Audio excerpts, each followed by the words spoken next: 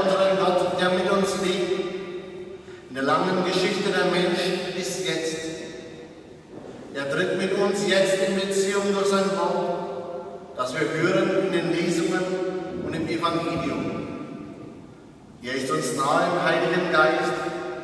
In seiner Kraft erfüllt er die Gaben Brot und Wein mit seiner Kraft. So beginnen wir in seinem Namen, im Namen des Vaters und des Sohnes und des Heiligen Geistes.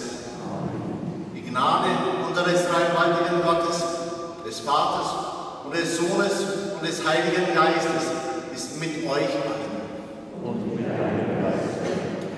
Liebe Schwestern und Brüder, an diesem heutigen Sonntag nach Pfingsten feiern wir Christen das Hochfest der Dreifaltigkeit Gottes. Dabei geht es um das christliche Gottesbild, ein besonderes Gottesbild, das sich vom Gottesbild der anderen Religionen grundlegend unterscheidet. Wir glauben an einen Gott in 3 Personen. Diese Glaubensformel ist kein Rechenrätsel, sondern bringt zum Ausdruck, dass wir Gott einfach nicht begreifen können, dass er ein Geheimnis ist und bleibt. Im Laufe der Geschichte hat es sich in unterschiedlicher Weise den Menschen gezeigt. Dennoch verehren wir nur einen einzigen und einzigartigen Gott. Zugleich ist er den Menschen als ein persönlicher Gott begegnet, als ein Du, von dem wir glauben, dass er uns ganz persönlich liebt und dass ihm persönlich an einer jeden und einem jeden von uns etwas liegt. Im Gottesdienst, so glauben wir, tritt uns dieser Gott gegenüber, redet uns an, teilt sich mit, isst mit uns und gibt sich uns zur Speise. Am Beginn dieser Feier bitten wir ihn um seine Zuwendung, um seine Liebe, um sein Erbarmen. Geheimnis über uns, über allem, was oben ist, größer als der größte Mensch, die mächtigste Macht. Herr, erbarme dich unser. Herr, erbarme dich unser. Geheimnis unter uns, unter allem, was unten ist, kleiner als der kleinste Mensch, die ohnmächtigste Ohnmacht. Christus, erbarme dich unser. Christus, erbarme dich unser. Geheimnis, nahe bei uns, nahe bei allem, was nahe ist, näher als der nächste Mensch, die wirklichste Wirklichkeit. Herr, erbarme dich unser. Herr, erbarme dich unser. Liebe Schwestern und Brüder, Geheimnis, unser Gott, singen wir ihm im Gloria dankbaren Herzens Lob und Preis.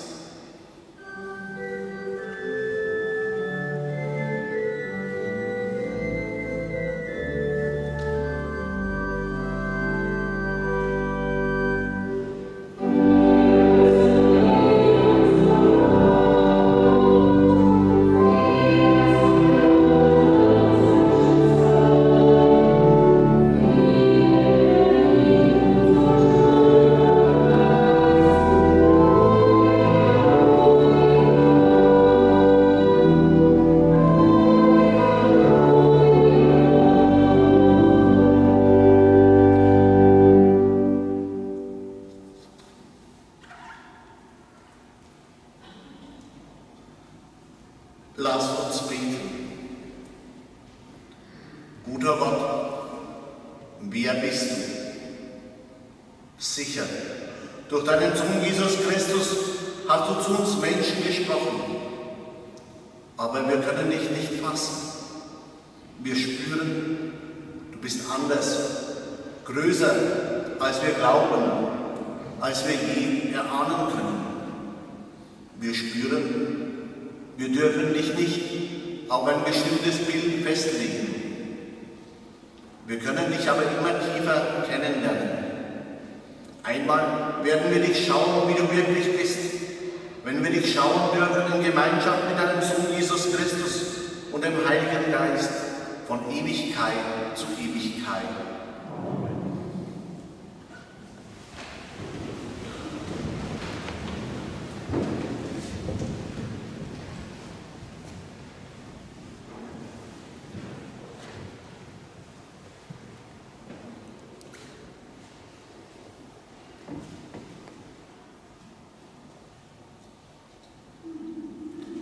Lesung aus dem Buch Deuteronomium. Mose sprach zum Volk. Er sagte: Forsche einmal in früheren Zeiten nach, die vor dir gewesen sind, seit dem Tag, als Gott den Menschen auf der Erde erschuf. Forsche nach, von einem Ende des Himmels bis zum anderen Ende. Hat sich je etwas so Großes ereignet wie dieses? Hat man je solches gehört? Hat je ein Volk mitten aus dem Feuer die donnernde Stimme eines Gottes reden gehört, wie du sie gehört hast, und ist am Leben geblieben? Oder hat je ein Gott es ebenso versucht, zu einer Nation zu kommen und sie sich mitten aus einer anderen herauszuholen, unter Prüfungen, unter Zeichen, Wundern und Krieg, mit starker Hand und hoch erhobenem Arm und unter großem Schrecken, wie alles, was der Herr, euer Gott, in Ägypten mit euch getan hat, vor deinen Augen. Heute sollst du erkennen und zum Innersten begreifen: Der Herr ist der Gott im Himmel droben und auf der Erde unten, keiner sonst. Daher sollst du seine Gesetze und seine Gebote, auf die ich dich heute verpflichte, bewahren, damit es dir und später deinen Nachkommen gut geht und du lange lebst in dem Land, das der Herr, dein Gott, dir gibt für alle Zeit.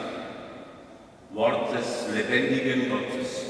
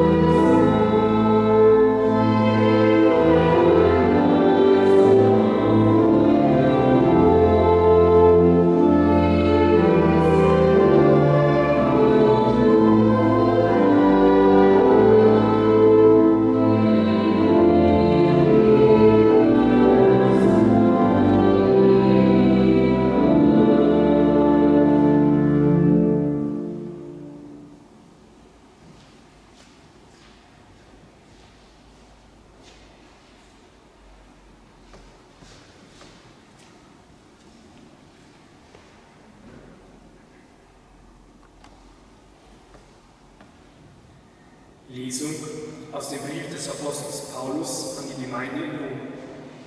Schwestern und Brüder, alle, die sich vom Geist Gottes leiten lassen, sind Kinder Gottes. Denn ihr habt nicht einen Geist der Knechtschaft empfangen, so dass ihr immer noch Furcht haben müsstet, sondern ihr habt den Geist der Kindschaft empfangen, indem wir rufen, aber Vater. Der Geist selber bezeugt unserem Geist, dass wir Kinder Gottes sind. Sind wir aber Kinder, dann auch Erben, Erben Gottes und Miterben Christi, wenn wir mit ihm leiden, um mit ihm auch verherrlicht zu werden. Wort des lebendigen Gottes. Danke sei Gott.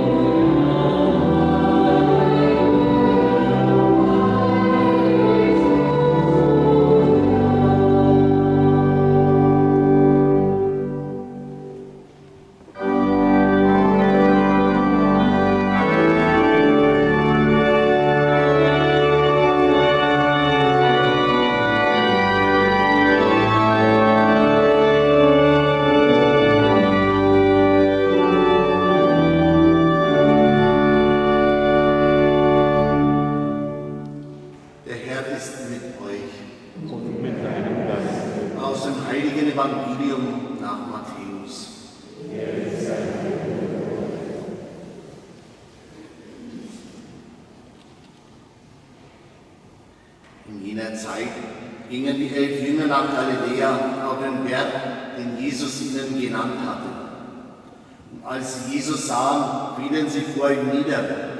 Einige aber hatten Zweifel. Da trat Jesus auf sie zu und sagte zu ihnen: Mir ist alle Vollmacht gegeben im Himmel und auf der Erde. Darum geht und macht alle Völker zu meinen Jüngern, tauft sie auf den Namen des Vaters und des Sohnes und des Heiligen Geistes und lehrt sie, alles zu befolgen, was ich euch geboten habe. Und siehe, ich bin mit euch alle Tage bis zum Ende der Welt. Evangelium unseres Herrn Jesus Christus. Lob sei dir, Christus.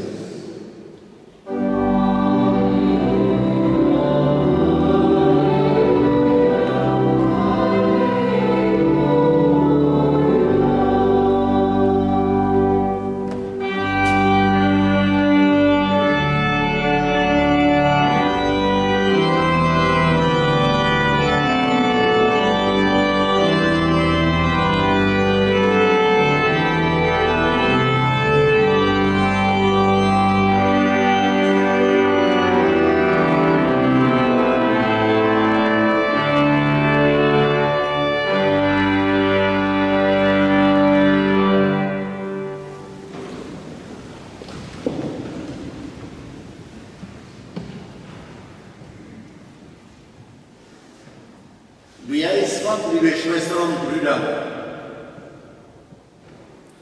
Wer ist Gott? Diese Frage hat Menschen zu allen Zeiten bewegt und umgetrieben. Wer ist Gott? Vielleicht haben auch Sie sich selbst oder anderen diese Frage schon einmal gestellt. Wer ist Gott? Auf diese Frage gibt es eine ganze Menge an Antworten. Aber keine, auch die gewandteste, die klügste und ausgeklügelste, ist im Grunde zufriedenstellend. Denn Gott ist immer noch mehr, immer noch größer, immer noch anders.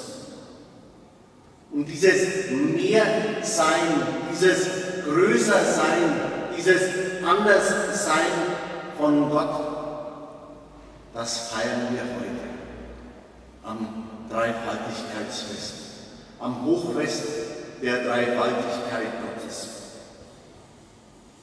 Im Evangelium wird er uns in 3 göttlichen Personen vorgestellt, und zwar von Jesus selbst. Vor seiner Himmelfahrt erteilt er den Jüngern den Auftrag, zu allen Völkern zu gehen und alle Menschen zu seinen Jüngern zu machen, sie zu taufen auf den Namen des Vaters und des Sohnes und des Heiligen Geistes.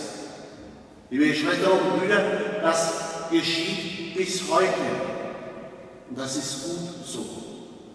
Bei jeder Taufe wird der Täufling, wird das Taufkind ganz persönlich angesprochen, wenn Wasser über das Haupt gegossen wird und dazu gesprochen wird: Ich taufe dich im Namen des Vaters und des Sohnes und des Heiligen Geistes. Damit ist aber noch nicht erklärt, wer Gott ist. Ganz im Gegenteil, Gott bleibt immer ein Rätsel, Gott bleibt immer ein Geheimnis, Gott bleibt immer der nicht begreifbare, der nicht verstehbare, der oft so ferne und dann doch wieder so nahe. Menschen zu allen Zeiten haben überlegt, haben geforscht, haben darüber nachgedacht, wer Gott ist, ja, wie Gott ist, wie man sich Gott vorstellen kann, wie man Gott erfahren kann, was es mit diesem Gott auf sich hat.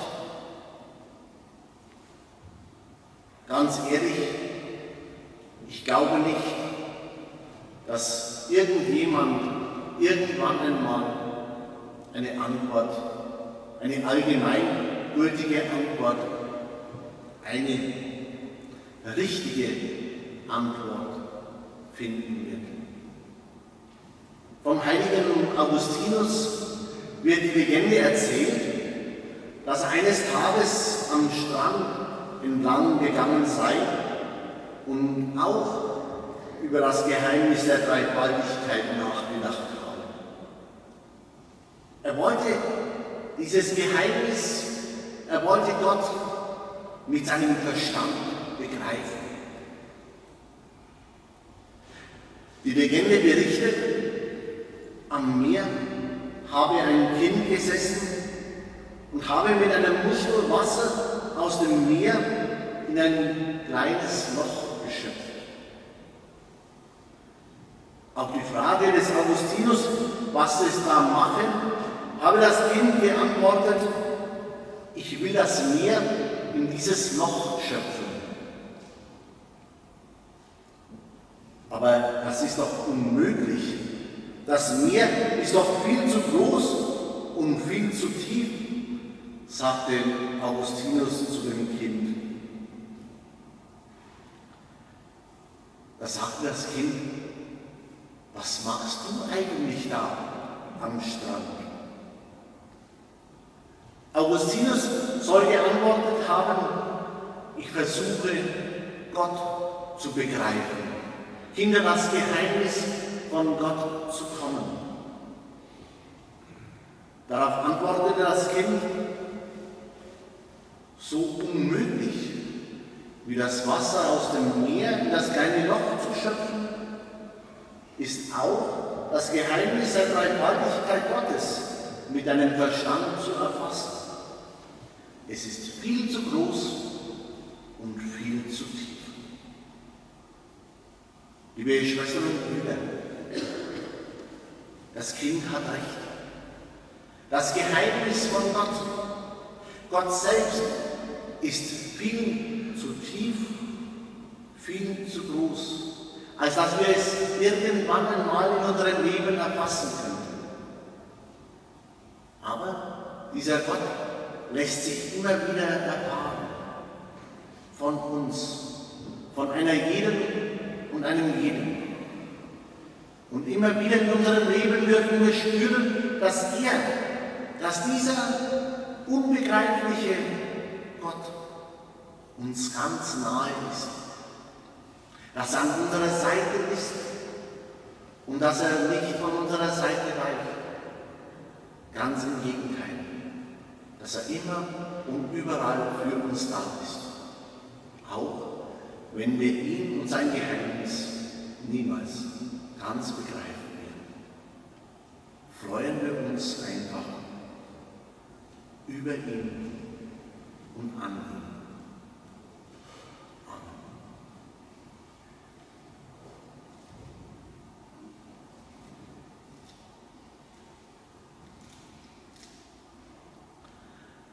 Zum Glaubensbekenntnis dürfen wir uns heute sitzen bleiben.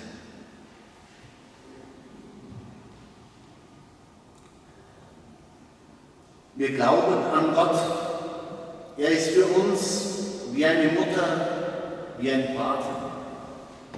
Alles hat er geschaffen, die Welt, die Pflanzen, die Tiere und auch die Menschen. Er hat uns die Erde anvertraut, die er ohne Ende liebt. Deshalb sandte er uns seinen Sohn. An ihn, an Jesus Christus glauben wir. Er ist Gottes Sohn, doch Mensch wie wir. Kranke hat er geheilt, Blinde sehend gemacht und er liebte alle Menschen. Den Menschen, mit denen keiner etwas zu tun haben wollte, gab er Ansehen und Zuwendung und Fürsorge. 2 Weisungen gab er uns. Liebe Gott aus deinem ganzen Herzen und liebe deinen Nächsten wie dich selbst. Er wollte, dass alle Menschen miteinander in Frieden leben. Er hat sich Freunde gesucht, die seine Botschaft der Liebe und des Friedens weitersagen und zu allen Menschen bringen sollten.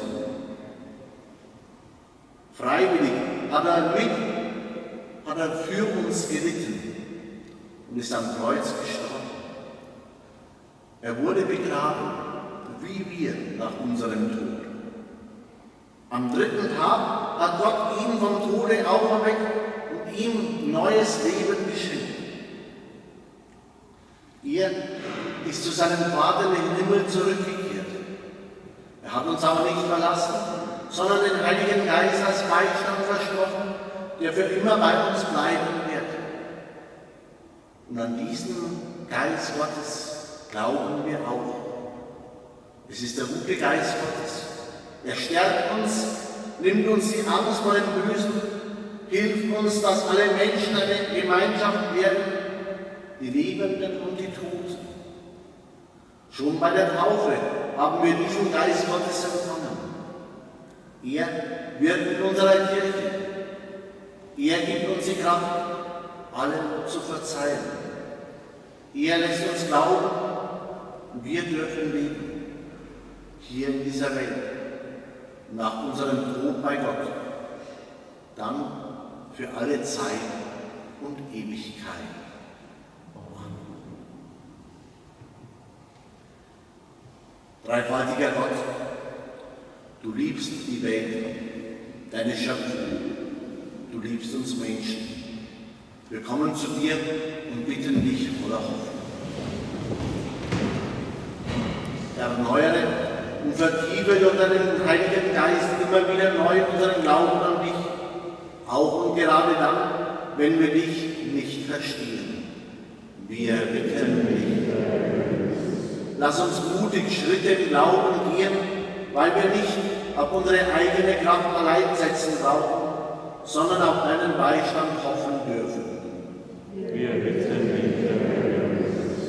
Öffne Öffne unsere Ohren für Jesus, dein Wort, und öffne unseren Mund, wo es wichtig ist, dich zu bezeugen. Wir bitten dich, Herr Jesus. Hilf uns, wie Jesus deine Liebe weiterzugeben, durch Gesten, die helfen, durch Worte, die aufbauen, und indem wir Friede, Freude und Dankbarkeit, ja, Begeisterung ausstrahlen. Wir bitten dich, Herr Jesus.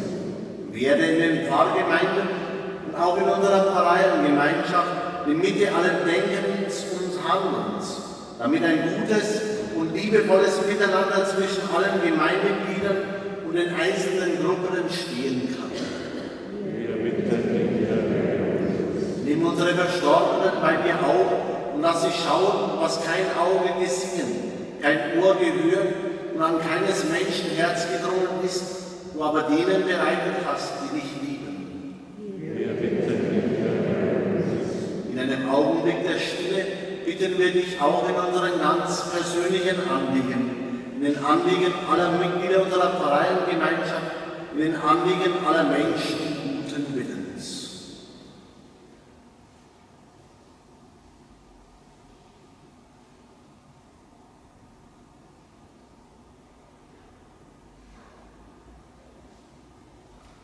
Wir bitten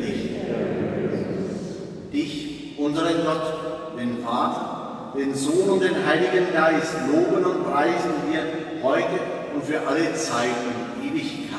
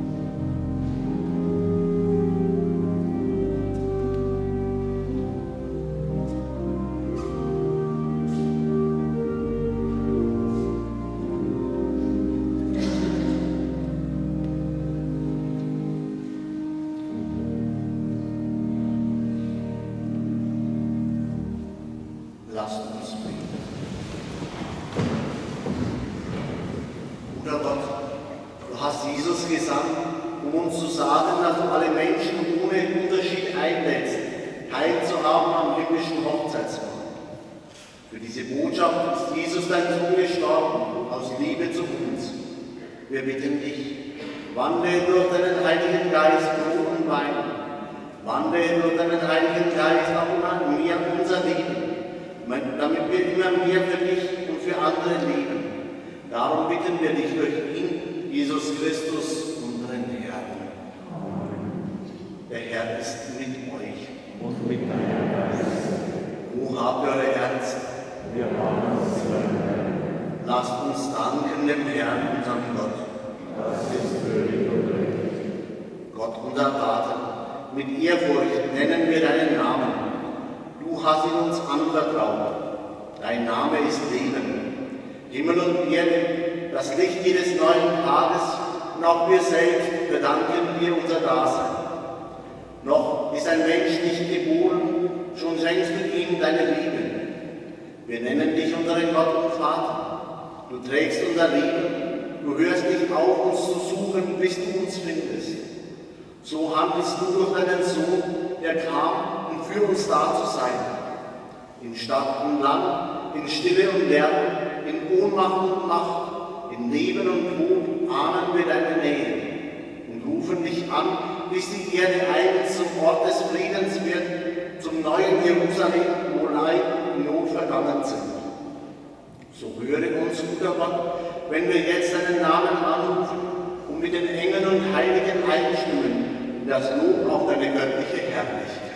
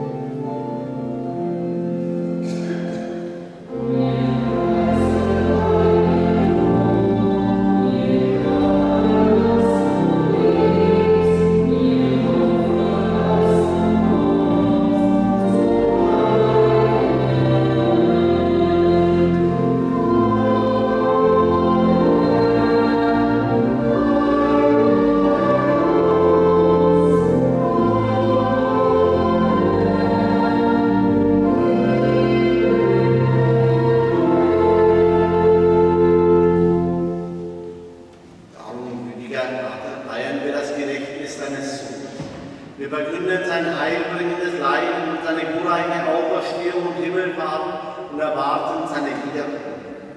So bringen wir dir mit Lob und Dank dieses heilige und lebendige Opfer dar. Schau gütig auf die Gabe deiner Kirche, denn siehst du das Lamm vor Augen, das geopfert wurde und uns nach deinem Willen mit dir versöhnt. Stärke uns durch den Leib und das Blut deines Sohnes und erfülle uns mit seinem Heiligen Geist, damit wir ein Leib, ein Geist werden in Christus.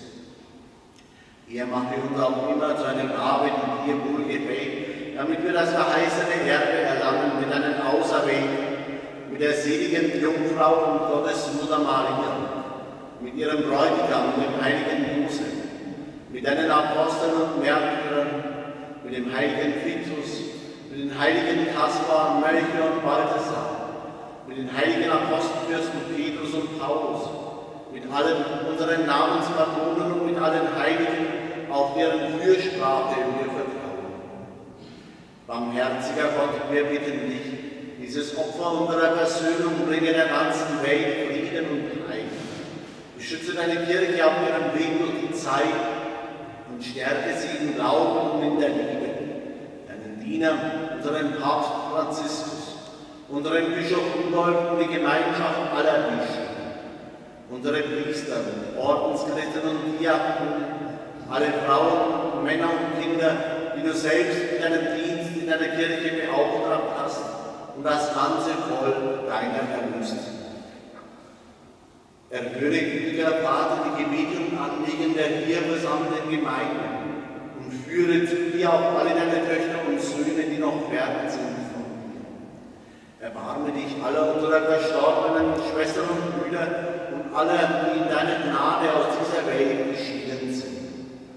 Wir denken in diesem Gottesdienst auch mit Marianne Reitinger an ihren verstorbenen Ehemann Paul Reitinger, mit der Familie Hagen-Rauch an ihre Anliegen nach Weinen, mit Maria Meller an ihren verstorbenen Ehemann Josef Meller, mit Inge Wemmern an ihre verstorbenen Eltern, mit Georg und Lilly Schlichtinger an die verstorbenen Eltern, sowie schließlich mit Conny Koller an ihre verstorbenen Großeltern.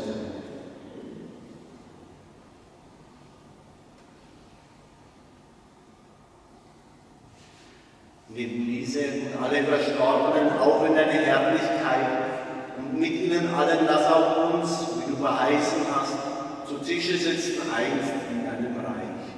Darum bitten wir dich durch unseren Herrn Jesus Christus, denn durch ihn schenkst du der Welt alle guten Gaben. Denn durch ihn und mit ihm und in ihm ist dir von allmächtiger Vater in der Einheit des Heiligen Geistes alle Herrlichkeit und Ehre jetzt und in Ewigkeit.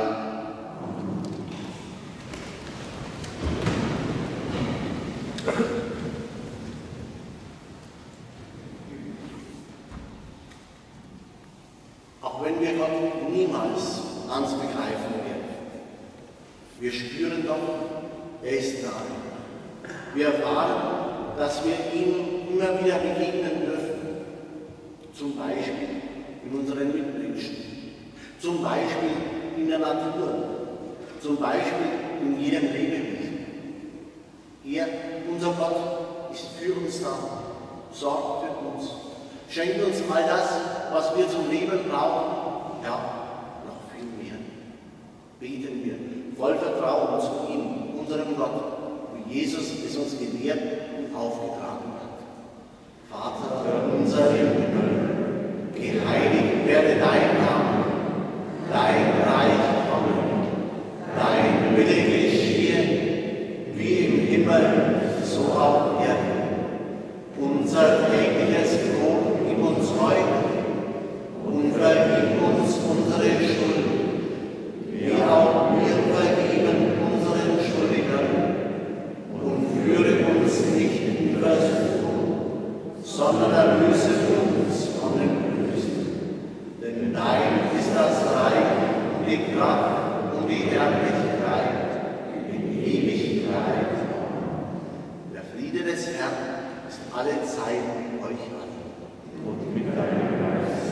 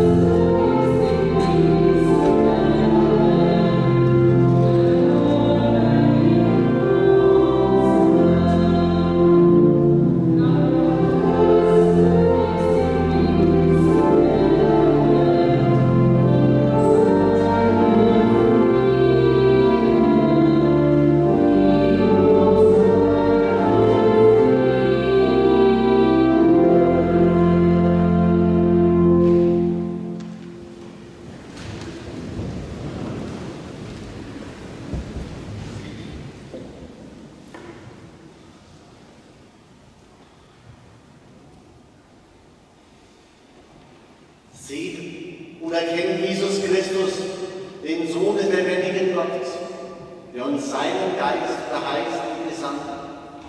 Seht und erkennt, er geht mit uns, er stärkt uns für unseren Willen.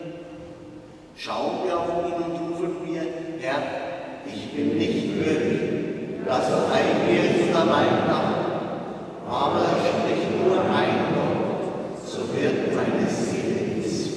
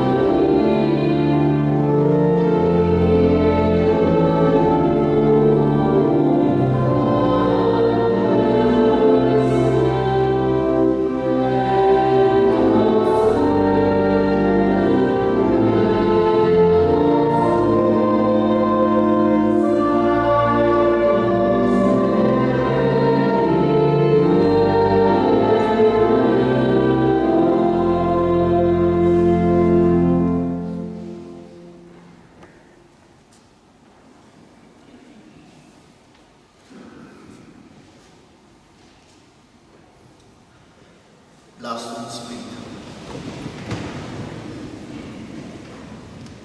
Guter Gott, wir haben in dieser Stunde dich gefeiert. Wie die Apostel damals, so werden heute wir ausgesandt, deine Liebe zu bezeugen, die du uns immer wieder neu schenkst in deinem Sohn Jesus Christus. Ja, du bist bei uns, du begleitest uns. Da schenk uns Hoffnung und Mut heute und für alle Zeiten und Ewigkeit. Liebe Schwestern und Brüder, noch ein paar Hinweise. Ich lade ganz herzlich ein zum Mitfeiern der Meiernacht an diesem Sonntag. Alle 4 um 19 Uhr hier in Tiefenbach, in Treffestein, in Bieberbach und in Irlach. Herzliche Einladung dazu. Ich lade auch ganz herzlich ein zum Mitfeiern des Fronleichnamsfestes. Nach langem Hin und Her habe ich mich entschieden, wir machen keinen Fronleichnamsprozess. Wir werden den Festgottesdienst hier in Tiefenbach um 9 Uhr am Donnerstag feiern und am kommenden Sonntag um 9 Uhr in Treffestein. Im Anschluss an den Gottesdienst werden wir eucharistische Anbetung halten. Jeweils ein Fronleichnamsaltar sozusagen. Den Segen empfangen wir dann vor der Kirche. Dieser Segen mit der Monstranz, mit dem Allerheiligsten, wird in alle 4 Himmelsrichtungen über unseren Ort, über unsere Welt, über alle Menschen in mir, über uns gespendet. Herzliche Einladung dazu.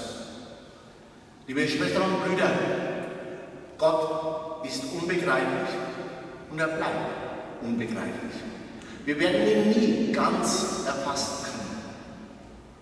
Das ist manchmal nicht so ganz einfach hinzunehmen. Aber er möchte einfach für uns da sein.